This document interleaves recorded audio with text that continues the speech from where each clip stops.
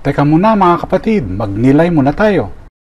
Alam mo ba na ang simpleng slime mold ay nag-iisa bilang maliit na amoeba?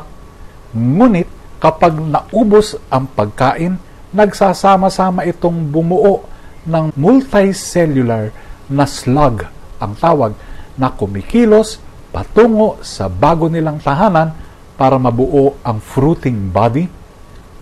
Mag-isa silang namamatay, magkasamang sila ay nabubuhay.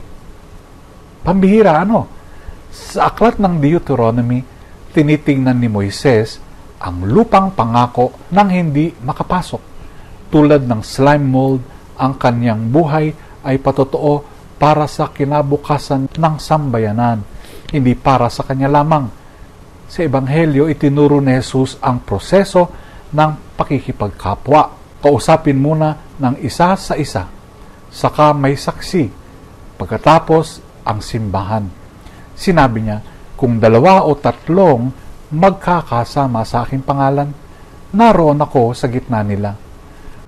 Kung paanong nabubuhay ang slime mold sa pamamagitan ng pagkakaisa at ang simbahan ay umuunlad sa pamamagitan ng pakikipagkasundo at pakikipag-ugnayan, gayon din nagsisimula ang kapayapaan.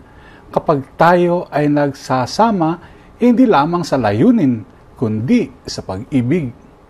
Si Maria, Reyna ng Kapayapaan, tinitipon niya tayo bilang isang katawan, hindi upang burahin ang ating pagkakaiba, kundi upang pag-isahin ang ating mga puso sa kanyang anak. Inaakay niya tayo mula sa pag-iisa patungo sa pakikipag-ugnayan, mula sa alitan patungo sa pakikipagkasundo, mula sa pagkabasag patungo sa kabuuan. Maria, Reyna ng Kapayapaan, ipanalangin mo kami na kami ay mabuhay hindi para sa aming sarili, kung hindi bilang isa sa katawan ni Kristo. Amen.